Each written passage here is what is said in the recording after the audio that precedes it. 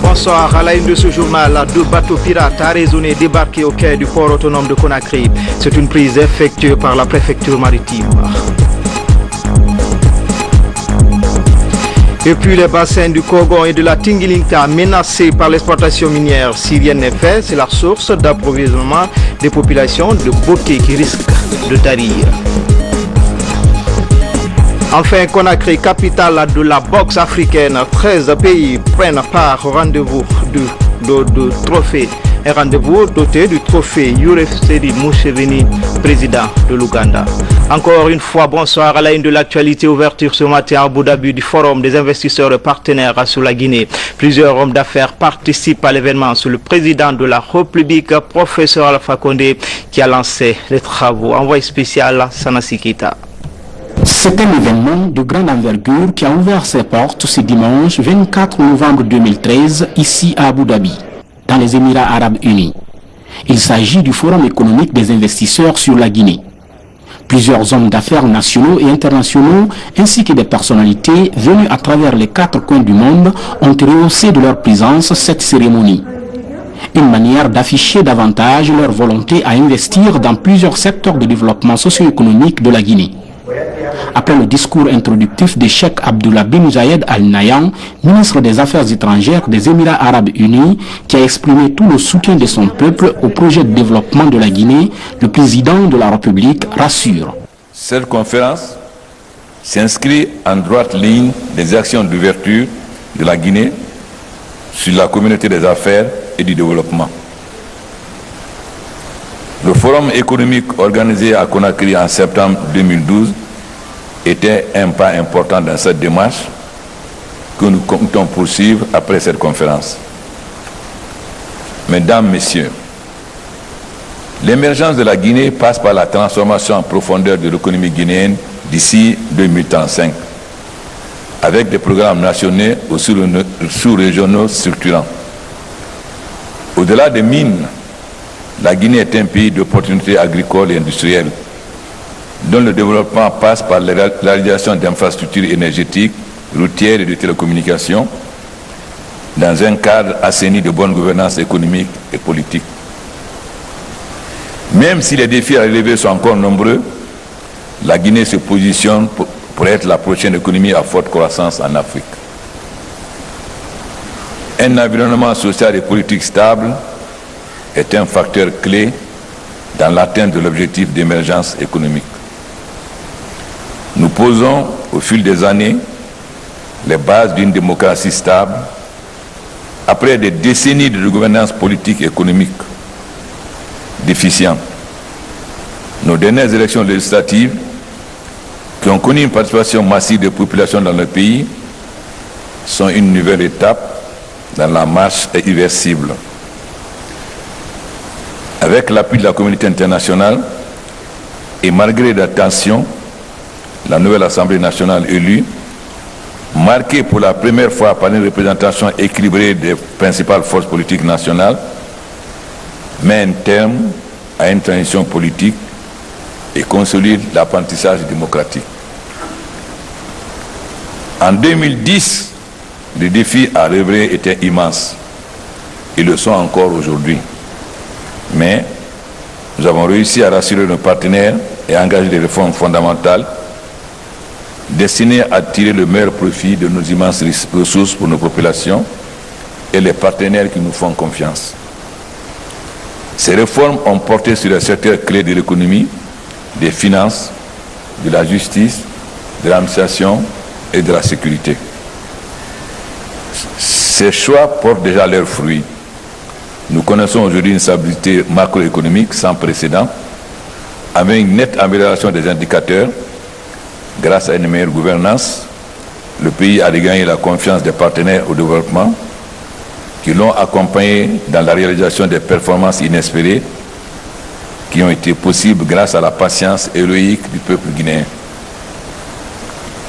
Nous avons aussi réussi des avancées notables grâce à une réforme en profondeur du secteur minier, notamment avec l'adoption d'un code minier parmi les plus progressistes d'Afrique, la relance de la production agricole et le développement d'infrastructures énergétiques.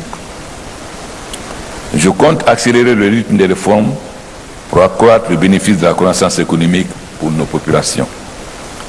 Cela passe obligatoirement par un développement exponentiel du secteur privé pour assurer une création substantielle d'emplois, principalement pour les jeunes. L'adoption prochaine d'un nouveau code des investissements va dans ce sens. Les partenaires au développement de la Guinée, fortement présents à cet événement, qui marque aussi un tournant décisif pour le pays, ont du haut de cette tribune témoigné de leur soutien aux nombreux projets de développement du président de la République en faveur des populations. Je voudrais d'entrée de jeu remercier son Excellence Alpha Condé, président de la République de Guinée, pour avoir associé la commission de la CEDEAO à cette conférence.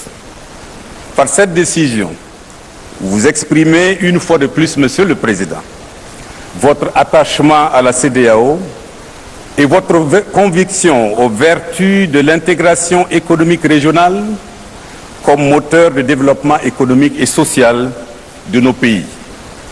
Je voudrais aussi, au nom de la commission de la CEDEAO et au mien propre, saisir l'opportunité de cette conférence pour chaleureusement vous féliciter, Monsieur le Président, pour l'organisation et la tenue des élections législatives du 28 septembre 2013.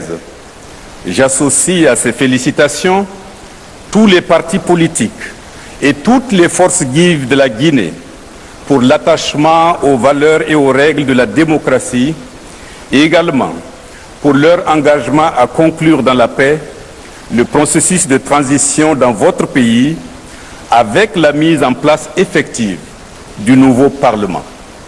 Je puis vous assurer que la CEDEAO ne ménagera aucun effort pour continuer à accompagner la Guinée, pays membre fondateur de notre organisation d'intégration régionale, dans la consolidation et le renforcement de ses institutions démocratiques. L'ambition du président de la République est surtout d'ouvrir un dialogue actif avec les investisseurs et partenaires internationaux basé sur la confiance et les intérêts mutuels pour bâtir à l'unisson une économie compétitive et émergente. Mesdames, Messieurs, je suis venu vous dire que la Guinée est prête à aller de l'avant. Prête, avec l'appui des partenaires, à s'engager avec le secteur privé pour bâtir ensemble les succès qui le feront passer d'un pays au potentiel extraordinaire à un pays simplement prospère. Une prospérité partagée avec les investisseurs. Je suis aussi ici pour porter un discours de vérité en direction des investisseurs. Il reste d'importants défis à relever, mais il est désormais possible de réussir des projets ambitieux en Guinée. Au-delà des stratégies, nous venons vous parler de projets. Notre ambition ici est d'ouvrir et maintenant un dialogue actif avec les investisseurs et partenaires internationaux basé sur la confiance et les intérêts mutuels pour bâtir une économie compétitive et émergente. Un dialogue que la Guinée souhaite voir aboutir à des réalisations qui contribueront à la transformation. J'invite donc tous les participants à apprendre à découvrir ou à redécouvrir cette Guinée qui est un peu vue à l'étranger. Cette terre d'hommes et de femmes hospitaliers fiers et laborieux. Cette Guinée d'avenir, d'opportunités infinies. Ces opportunités, je suis sûr que vous les exploiterez amplement au cours de cette conférence que je déclare ouverte avec tous mes sièges de succès. We are now open for business. Je vous remercie.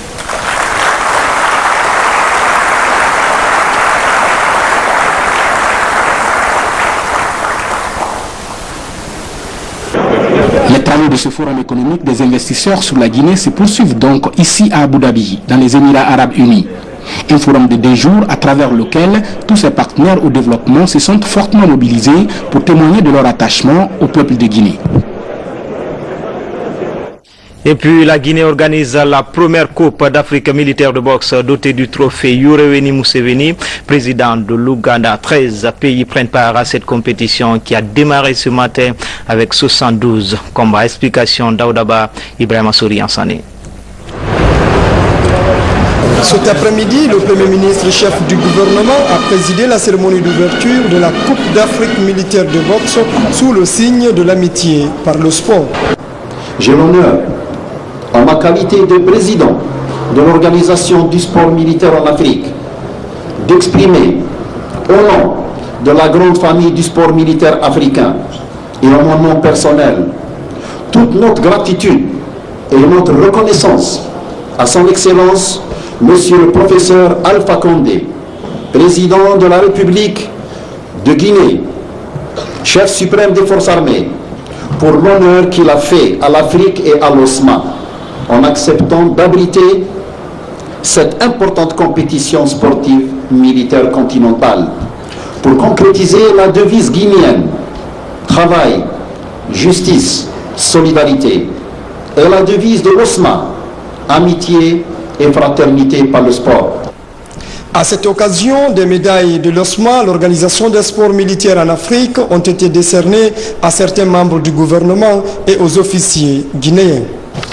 Je voudrais tout d'abord, au nom du président de la République de Guinée, le professeur Alpha Condé, du peuple de Guinée tout entier et de son gouvernement, vous remercier pour avoir répondu favorablement à notre invitation.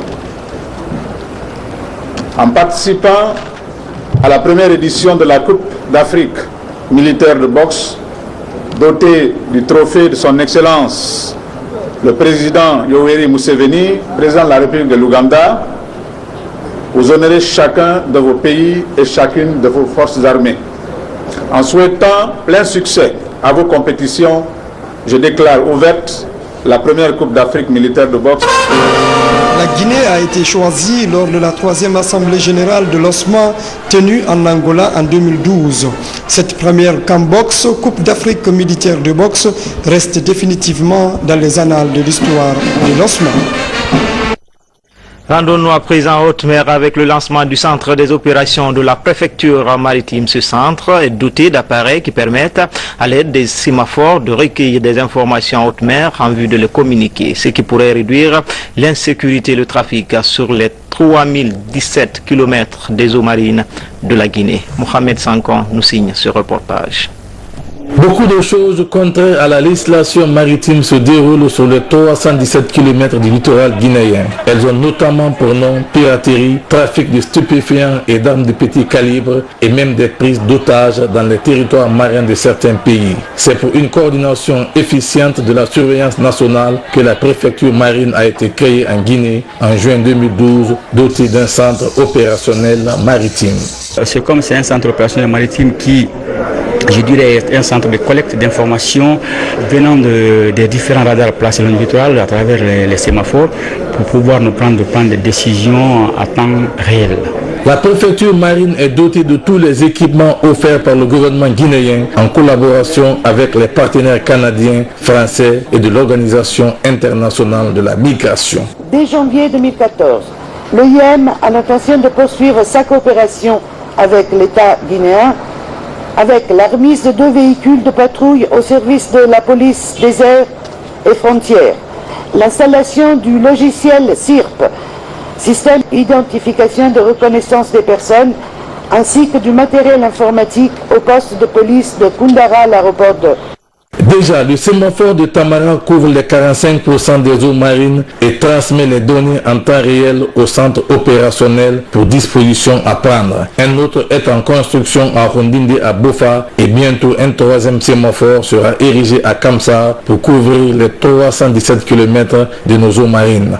Il s'agit pour vous, avec les moyens mis à votre disposition et sur la base des instruments légaux, à bouter hors d'état de nuire les pirates et tous autres délinquants qui opèrent clandestinement dans nos eaux territoriales, portant ainsi atteinte à la sécurité du pays.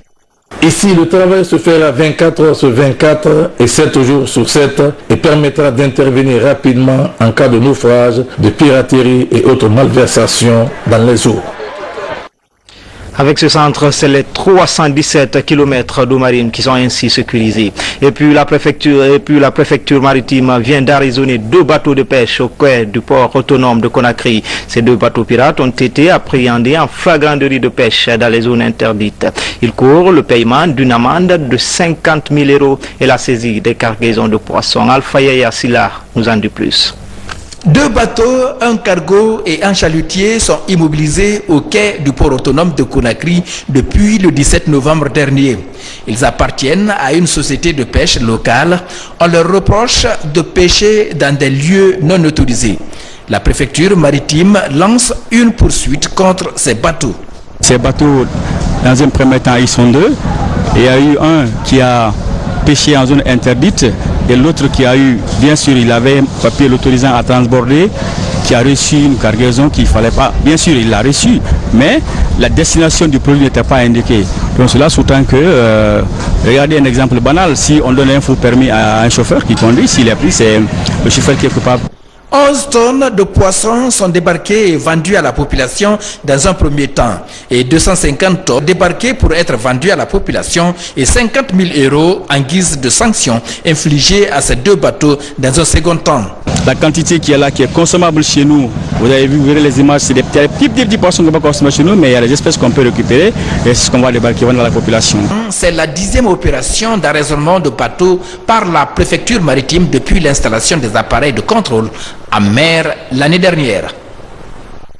Les membres de la coordination nationale pour la gestion des ressources en eau poursuivent leur campagne de sensibilisation et d'évaluation des impacts autour des bassins versants guinéens. À Boké, la coordination était au berge de fleuve Kogon et celui de la Tinguilinta. Le constat révèle que l'exploitation minière pourrait être une menace pour l'avenir de ces 2 bassins. De retour des berges du Kogon et de la Tinguilinta, Mohamedou Alpha Baldé. La coordination nationale de la gestion intégrée des ressources en eau arrive à Boké après Pita. Objectif, discuter avec les responsables locaux, vulgariser le code de l'eau guinéen et évaluer les différents usages exercés dans les bassins versants de la Tinguilinta et du Kogon. Le constat est aujourd'hui alarmant. Ça veut dire qu'il y a une dégradation au niveau de ces ressources, que ce soit du Kogon et du Tinguilinta. Donc à ce niveau, nous avons essayé de venir au niveau de ces ressources avec l'ensemble des acteurs. Alors c'est une des occasions pour moi d'informer, de vulgariser le code de l'eau. Malheureusement, par sa méconnaissance, les gens se comportent n'importe comment par rapport à l'utilisation de l'eau. Boké est une zone à forte activité minière. Une bonne partie des sociétés évoluant dans la localité ainsi que les villes environnantes s'approvisionnent dans les eaux du Kogon et de la Tinguilinta. Au fil des années, certains affluents de ces bassins sont menacés de disparition. Nous sommes maintenant à Bundouane présentement. Vous voyez l'envasement. Ça, c'est tous les matériaux qui ont quitté l'exploitation. C'est sur ça que nous sommes comme ça là. Ce cours d'eau a fait l'objet d'une noyade une année ici, en 2003. Il y a quelqu'un qui est décédé ici. C'est dire que le cours d'eau était tellement grand. C'est pendant la traversée, il a été emporté par les eaux. Mais on peut parler de noyade ici. Là, on n'a même pas 0,50 cm de profondeur. La Guinée compte 23 bassins, 14 sont transfrontaliers. Une synergie d'action entre les usagers de ces bassins s'impose pour réduire de façon durable les menaces qui pèsent sur l'avenir de ces bassins. Restons toujours dans les mines pour vous dire que le comité de pilotage de l'initiative pour la transparence dans les industries extractives en conclave à Conakry. En toile de fond, faire une rétrospective sur l'état d'avancement des travaux de collecte et l'audit des paiements et revenus miniers. Pour en savoir davantage, suivez ce reportage signé Alpha Kabine Koulibaly. Il a été question au cours de cette réunion du comité de pilotage de l'initiative pour la transparence des industries extractives Ithio-Guinée de passer en revue tous les problèmes liés à l'état d'avancement des travaux de collecte, de réconciliation, d'audit des paiements et des revenus miniers, exercice 2011-2012. Les débats ont permis de connaître les écarts des données de la douane par rapport au paiement des taxes des sociétés minières évoluant sur le terrain. Il se trouve que les industries extractives font des paiements à travers les transitaires et ces paiements comprennent à la fois les honoraires et les droits et taxes à payer au trésor public. Donc, Au niveau de la douane, on a trouvé des écarts. Et on a demandé aux transitaires et même aux sociétés minières de prouver ces écarts. Mais il se trouve également que certains paiements sont faits à N+1. Par exemple, une exportation qui a eu lieu pratiquement à la fin de l'année, en décembre, le 25 décembre ou le 20 décembre, le paiement n'a eu lieu qu'en janvier de l'année prochaine. L'initiative pour la transparence dans les industries extractives de Guinée intervient dans les domaines de la collecte de toutes les statistiques sur les paiements effectués par les sociétés minières, les revenus perçus par les administrations publiques, la réconciliation de ces données, l'audit et la mise en œuvre d'une stratégie de communication. Des équipements pour les mini-laiteries de Koumbia, Sedangawal et Marela dans la préfecture de Farana et dans la préfecture de Beila Centre. Ces équipements sont destinés pour la collecte, la transformation et la conservation des produits laitiers. Une bonne nouvelle pour les productrices de lait. Abdoulaye Ninguedialo nous signe ce reportage. Le rêve caressé par les femmes productrices de lait de Koumbia d'Angawal, de Marela d'Anfarana, de Dingira et de Beila Centre devient une réalité. Les 4 mini-laiteries déjà construites dans ces différentes zones se dotent enfin d'équipements adéquats. Il s'agit des matériels de collecte, de transformation et de conservation du lait. La collecte du lait, c'est une étape très importante. Il faut collecter du lait, contrôler la qualité de ce lait de collecte. Ça veut dire qu'avec ces équipements de laboratoire, on contrôle la qualité. Ensuite, on passe à la pasteurisation. Parce que la pasteurisation, c'est l'étape primordiale de la transformation. Pour faire un produit salubre, il faut que ce lait soit de bonne qualité. Et la pasteurisation nous permet d'obtenir ce lait salubre. Ces équipements de fabrication en provenance de l'Afrique du Sud sont conçus et adaptés à la réalité guinéenne, nous confient les spécialistes en la matière. Mais pour le ministre de l'Élevage, il s'agit de rendre opérationnel ce matériel dans un bref délai afin de garantir l'autosuffisance alimentaire. Je me rends compte que l'arrivée de ces équipements va combler un vide extrêmement important. Et ça va amener vraiment ces bonnes femmes à améliorer leurs conditions de travail, à travailler mieux et produire mieux. Déjà, les principaux bénéficiaires ont reçu une série de formations sur la gestion et l'utilisation de ces équipements. L'objectif est de produire suffisamment du beurre, du yaourt, du fromage, de la crème fraîche et d'autres produits laitiers destinés à la consommation locale. Volet formation, direction la Banque centrale où cette institution mobilise ses cadres sur la monétique et les capacités du Institut national ou le centre de traitement interbancaire. Toute chose qui pourrait à coup sûr améliorer le niveau des agents de cette banque. Sekou Souma nous explique. La monétique interbancaire nécessite des formations de base pour tout le système bancaire et financier. Cette formation sur la monétique et les activités du SUS national en est une parfaite illustration. Il s'agit essentiellement, n'est-ce pas, de capaciter ces cadres à la mission, d'abord d'un SUS national, mais aussi à la connaissance des acteurs du projet et aussi à partager les informations. C'est la Banque centrale de la République de Guinée qui a initié cette formation et s'engage à renforcer les capacités professionnelles de ses travailleurs pour une bonne gestion du SUS national ainsi que des différents métiers de la monétique. Le fait de créer un switch, ça va permettre aux ensembles des banques de pays d'être interconnectés, de mutualiser les équipements et de mutualiser les opérations entre eux. Et bien sûr, tout ça, c'est pour l'intérêt du pays, que ce soit vis-à-vis des porteurs, des citoyens, vis-à-vis des banques et vis-à-vis aussi un vecteur de développement économique pour le pays. Pendant 2 jours, ces participants ont échangé sur la gestion du processus de mise en place, de connexion et d'exploitation du centre de traitement monétique interbancaire, ce qui va faciliter la gestion de la plateforme nationale.